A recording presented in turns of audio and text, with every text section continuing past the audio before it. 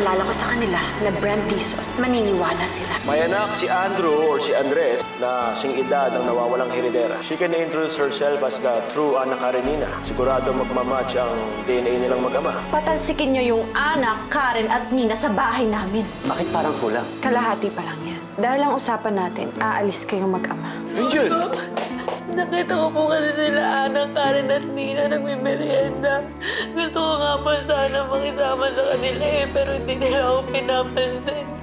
Totoo ba sumbong sa akin ni Angel? Lolo, hindi po namin kayang gawin kay Angel. So you're telling me Angel is lying? Yes, Lolo. She is. Hoy, Angel, pwede mo bang bawiin lahat ng kasinungalingan sinabi mo kay Lolo? Paano kung ayoko?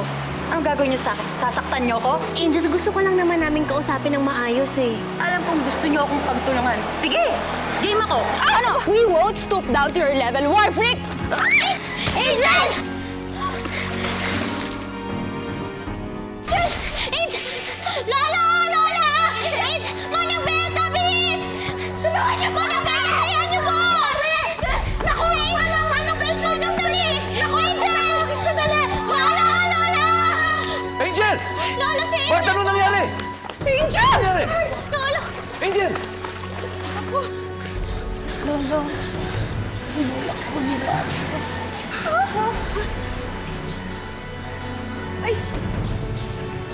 Bakit yung sinaktan? Bakit yung tinulak? Lolo, wala po talaga kaming ginawa. Wala po kaming kasalanan. Mamamatay man kami. Huwag mo akong matawag-tawag na lolo. Wala akong apong sinungaling. Sandang, tama na yan. Dali natin si Angel sa ospital. Hindi pa tayo tapos, ha? Tayo mananagot dito. Dali na, dali! Angel, dali, dali! Please.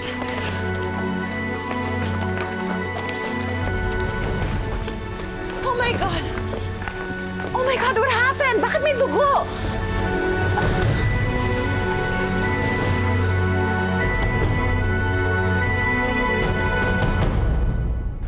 Angel, hindi ka namin po magbayaan. Ma'am, sir, dito na lang po kayo. Kami na pong bahala sa kanya.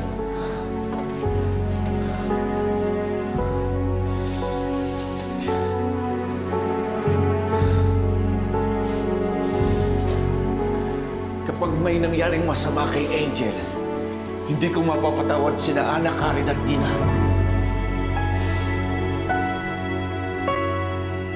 Sana naman walang nangyaring masama kay Angel. Kahit wala tayong kasalanan, nag-aalala pa rin naman ako para sa kanya. Alam niyo, hindi tayo dapat mag-guilty. Aksidente naman yung nangyari. Wala tayong kasalanan doon. Oh my gosh, Mommy! Kawawa naman si Angel, no? Naturingang siya yung tunay na apo. Siya pa yung sinalbahin nitong mga fakes na to. Hay nako, Carla, anak. Buti na lang isa kang tunay na Monteclaro. Dahil kung hindi at nangangailangan ka ng pera, baka ginawa mo rin yun sa kapwa mo. Malinis po ang konsensya namin. Wala kaming kasalanan sa nangyari. Karen, guilty ka? Kung sa bagay, sa inyong tatlo, ikaw naman talaga yung pinakahalang ang bituka, hindi ba? Sakit niya namang magsalita. Karen, Ana at Nina, kung ako sa inyo, matatakot na rin ako. Ibang magalit si Uncle Serna. Matindi. Kahit sarili niyang ampon, pinapalalas.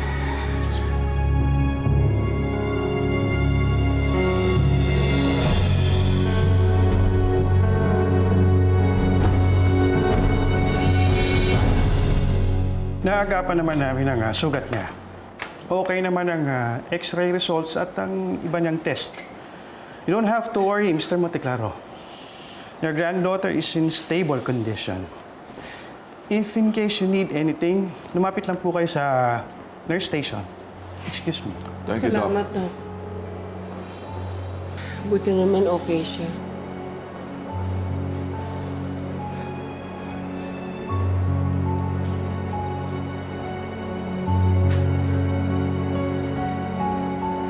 Anong iniisip mo sa lalo? Hindi ko mapapalampas ang ginawa nila sa tunay kong apo.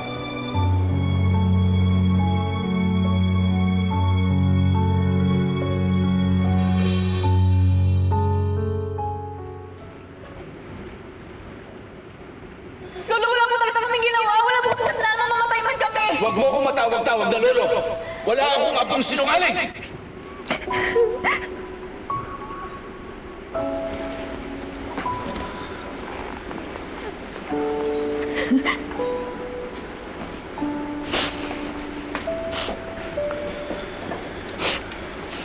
Karen, ano ba? Hindi ako sanay yung nakikita kang umiiyak.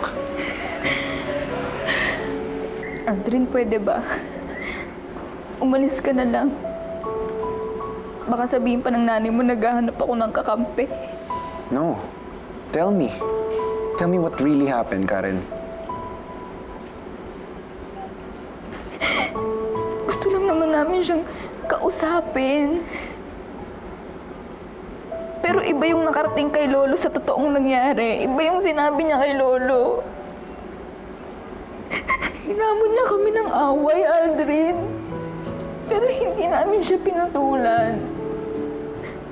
Mag-isa siyang nadulas sa pool. Sinagip pa nga namin siya eh. Aldrin, wala kaming kasalanan. Hindi namin siya itinulak. Oo, mahirap ako. Pero hindi ako masamang tao, hindi ako mamamatay tao. Ang totoo niyan, gusto ko siyang kaibiganin dahil mabait siya. Bakit ko yung gagawin sa kanya? Bakit ko sasaktan si Angel? Hello? Ang lakas mga kontrabida nun, hindi bagay sa akin yun. Hindi bale, Karen. Maayos din yan.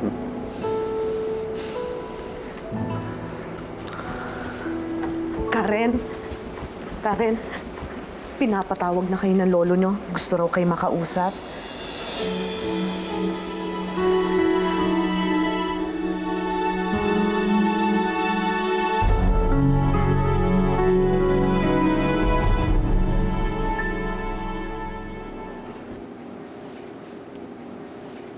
Bibigyan ko kayo ng huling pagkakataon para magsabi ng totoo.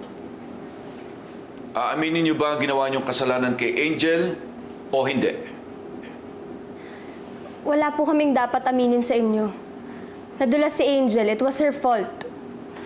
Lolo, aksidente po yung nangyari. Hindi po namin tinulak si Angel. Siya pa nga po yung nagayang makipag-away eh. Pero kahit sinasaktan niya na po kami, hindi po namin siya pinatulan. That's absurd. Tatlo kayo. Nag-iisa siya. Paano niya kayo masasaktan? Talagang pinaninindigan niyo ang kasinungalingan yan, ha? Lolo, hindi po kami nagsisinungaling. Hindi ako naniniwala sa mga sinasabi mo, Karen. Lolo naman, kung meron man pong tao sa buong mundo na hindi ko kayang pagsinungalingan, kayo yun. Sa kabila na ipinakita niyo sa akin, sa amin, sobrang kapal naman po ng mukha ko kung magsisinungaling pa ako sa inyo, di ba? Sanhan, baka naman aksidente lang ang nangyari. Hindi rin ako naniniwala. Hindi mangyayari ang aksidente kung walang nagsimula. Lolo, hindi kami nagsisinungaling. Pero wala na kaming magagawa kung yun yung gusto niyong paniwalaan. Masakit po para sa amin eh, hindi niyo na kami kayang paniwalaan, Lo. Pero ano nga namang laban namin, di ba? Eh, mga peke lang naman po kami. Lola, alam niyo po kung gaano po kayo kahalaga sa akin. Hindi ko po kaya ng konsensya ko na lokohin kayo. Hindi po namin kailangan gumawa ng kwento para pagtakpan yung isa't isa. Lola, alam po namin yung totoo. Yun po yung paninindigan namin.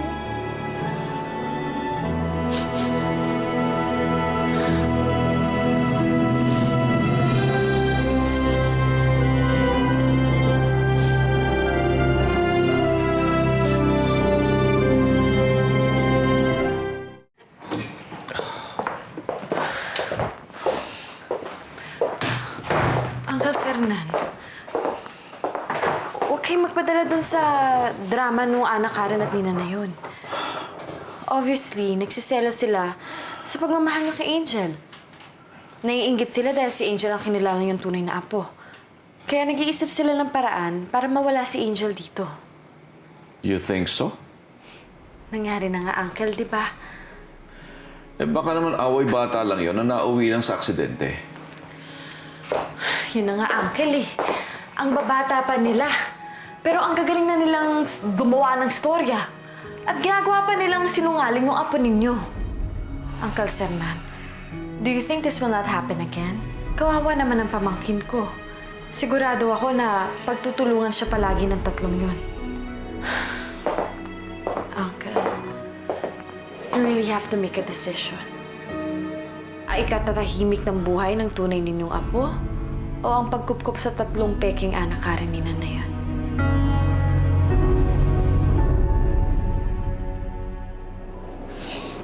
Lola, inaamin naman po namin. Nagselos po kami kay Angel dahil sa pansing binibigay niyo sa kanya. Pero normal lang naman po yun kasi napamahal na rin po kami sa inyo.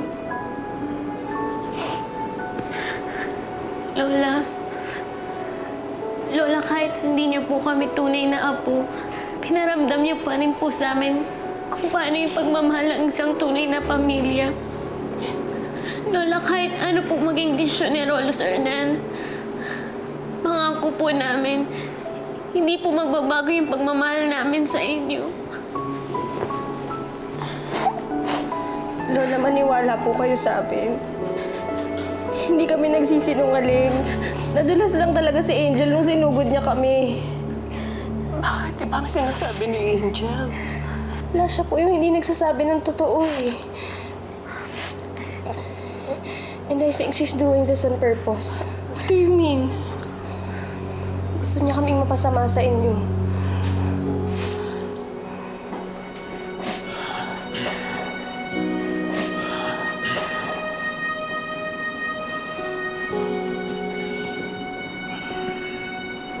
Ana? Karen?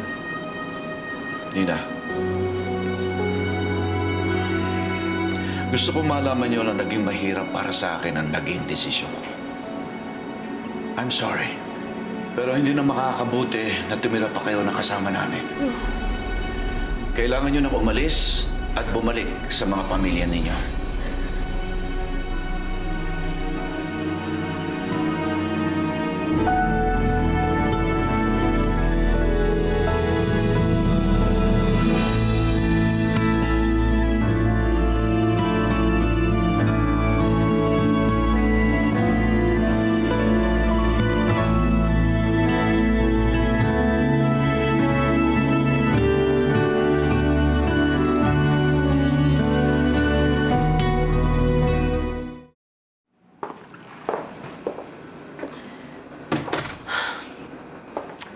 Finally, victory is mine. I can't believe you, Ruth. Paano mo nakukuha mag-celebrate habang namamroblema yung pamilya mo? Abel, masaya lang ako dahil matatapos na ang problema natin. Dahil mababawasan na ang problema ni na Uncle Sernan at Auntie Carmela. Makakaalis na dito ang tatlong heredera wannabes. And finally, matatahimik na ang bahay na ito. I don't know why you are so obsessed na mapalaya sina Ana, Karen at Nina. Alam mo, Ruth, hindi ako magtataka kung may kinalaman ka sa pag-aaway ng mga bata eh. Bakit, Abel? Sa tingin mo, ganun ang kapeti? Para makisali sa away nila? How dare you accuse me of being obsessed? My own husband? Thanks for the support. And speaking of obsession, ikaw na naghahanap pa rin kay Maggie after 15 long years.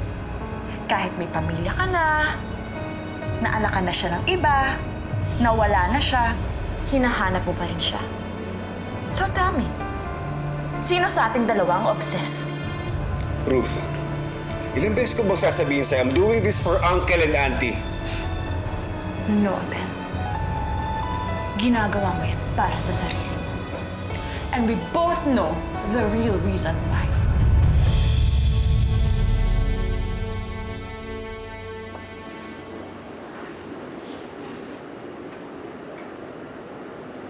ko ako lang ang masusunod. Ayoko umalis ka, Ana. Ako rin naman po, Lola. Ayoko rin naman po umalis dahil mahal na mahal ko po kayo. Kayo po ni Lolo. Pero ayoko rin naman po ipagpilitan yung sarili ko kung ayaw na po sa akin. Ang masakit lang po, yung aalis po kami. Ako. Nang masama po yung tingin niyo sa amin. Hindi, Ana. Hindi masama ang tingin ko sa'yo.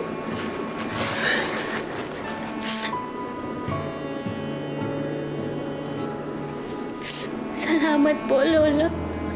Hindi ko po makakalimutan lahat ng tulong niyo po sa akin. Lalong-lalo na po sa nanay ko. Hindi ko po yun makakalimutan, Lola. Gaya po ng pagtira ko dito sa mansyon. Hindi lang po dahil sa lahat ng material na bagay. Sa kwarto na may aircon. Sa masasarap na pagkain. Sa damit at sapatos. Hindi ko po makakalimutan yung pagtira ko dito. Dahil po sa inyo. Lalong-lalo na po sa inyo, Lola. Lalong-lalo na po sa pagmamahal niyo. Oo, Ana.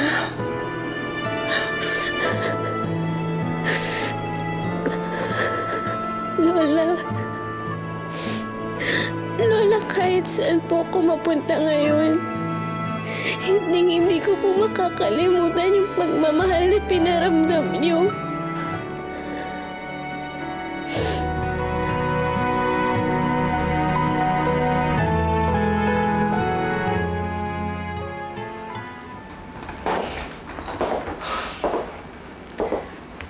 Don't tell me na maniniwala kayo sa acting ng Karen na yan.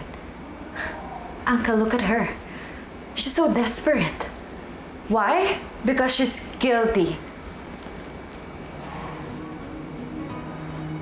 Hindi po totoo yun.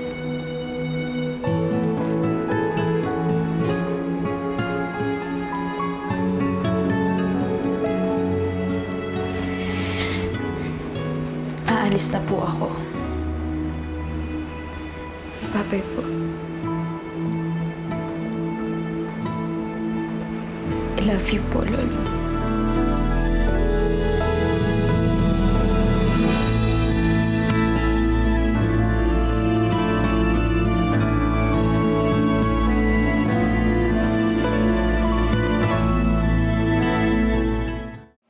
Uncle, sigurado ba kayo napapaalisin niyo si Ana, Karen at Nina?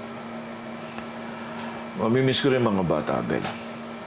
Pero eventually, makakalimutan ko din sila. Especially nandiyan na si Angel.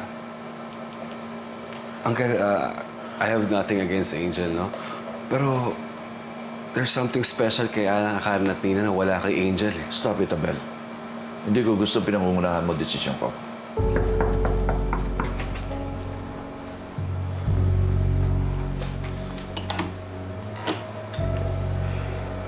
Excuse me po, Tito Abel. Lolo, gusto ko lang pong sabihin sa inyo na bago ako bumalik sa magulang ko, gusto kong linisin yung pangalan ko. I'm sorry, Nina. I already gave you a chance. Narinig ko na dapat kong marinig. But how about Angel? Ayaw niyo bang marinig yung side niya? Kasi hindi po ako mag-aal sa balutan hanggat hindi ko siya nakakaharap. Gusto ko makausap naming tatlo si Angel nang kaharap kayo. Ayaw niyo bang malaman ng totoo?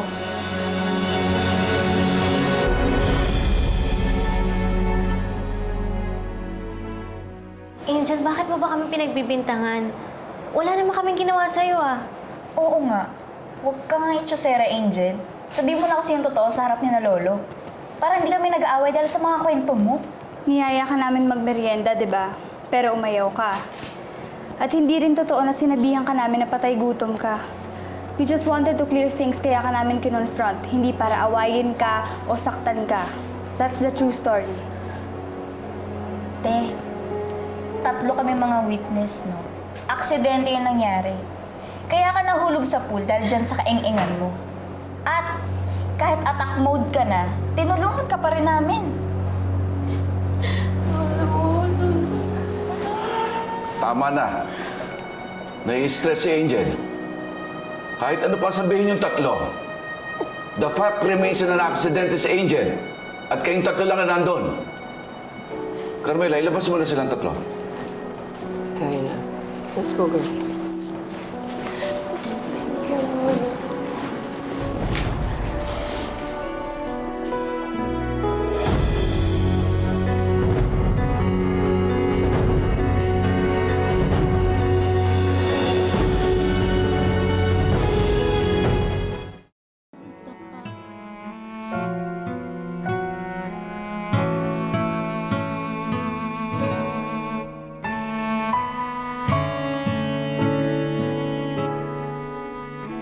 Mga apo, kung meron lang akong pwedeng gawin para maging tunay ko kayong apo, hindi sana mangyayari ito.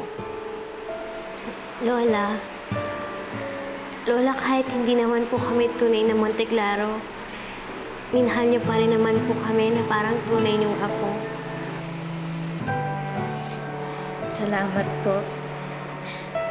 Dahil kahit sandali lang po tayo nagkasama, naramdaman po namin yung kabaitan niyo. I miss you, Lola.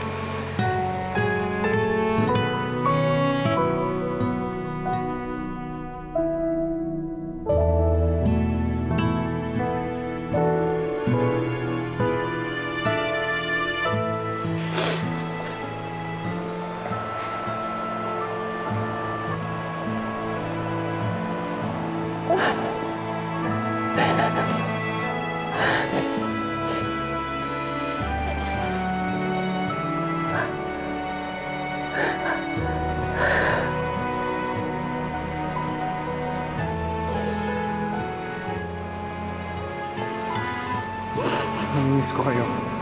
Ana. Karen. Nina.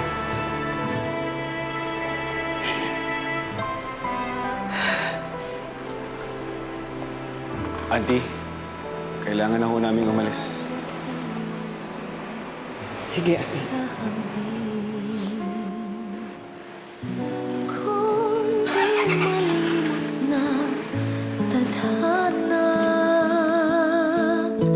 Bigyang tuldok ang dating ligaya. Walang hanggan ay hahamakin,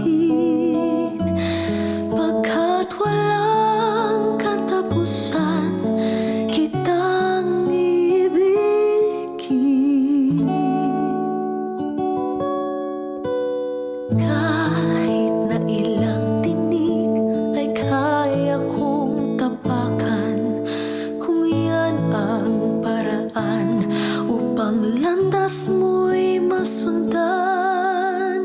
Kahit ilang ulit ako'y iyong saktan, hindi kita maaring iwanan. In memory of Ana, Karen, and Nina. Ang bili ng lola nyo, ito muna kayo. May tiwala pa din sa atin si Lola. Correct. Kaya alam mo, good luck na lang mo kay Angel pag nabukong siya. Panindigan mo lang na ikaw ang tunay na anak at lahat ng kayamanan ng mga Monteclaro ay mapupunta sa iyo.